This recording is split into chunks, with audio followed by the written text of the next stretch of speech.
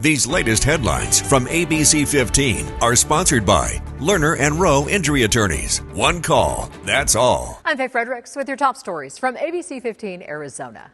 Missing campers found. Mesa police say 4 people who vanished after leaving for a camping trip have been found safe. The group found today stuck in the snow in Gila County.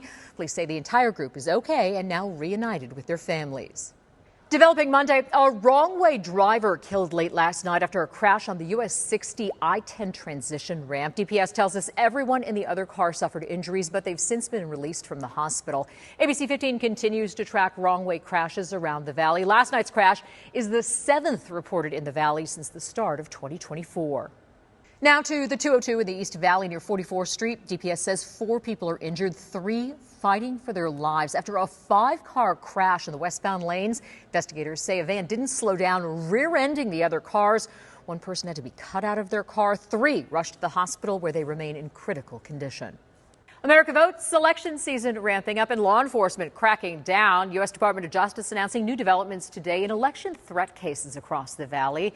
Joshua Russell from Ohio, who made several phone calls to then Secretary of State Katie Hobbs back in 2022, threatening to, quote, put her in the ground or in a grave, sentenced to 30 months in prison today. There have been more than a dozen federal cases involving threats to election officials, 7 right here in Arizona. We got 7 cases here out of these 18 or so that have been charged.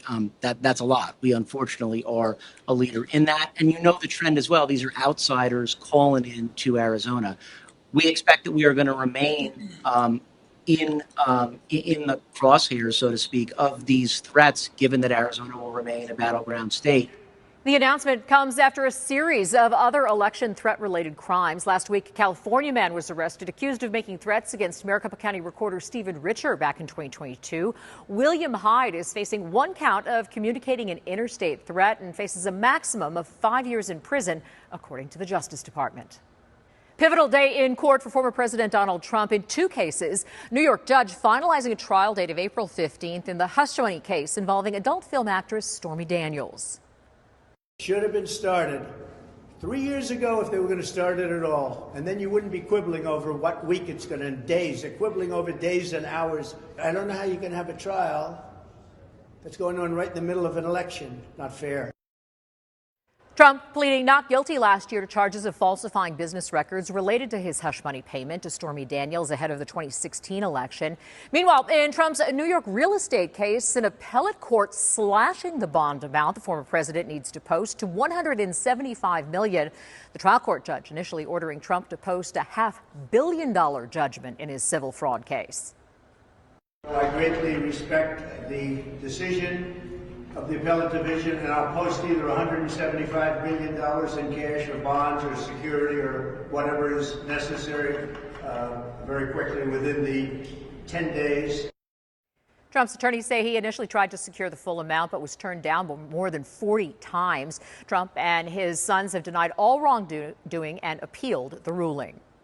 New data tracking the fallout of a 2022 Supreme Court decision that ended federal abortion protection. New study finds demand for abortion medications surged in the 6 months after the Dobbs decision, with an increase of about 26,000 medication abortions nationwide.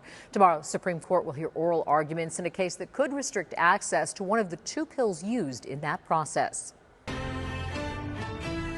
A new move in an effort to get a win. Arizona Coyotes recalling Josh Doan from the Tucson Roadrunners. Josh is the son of former Coyotes standout Shane Doan. He was drafted in 2021 after playing a lone season for Arizona State. 22-year-old leads the Roadrunners with 26 goals this season. Doan is expected to make his NHL debut Tuesday with the Coyotes against Columbus. Our Coyotes insider Taylor Rocha will have more on this move later tonight.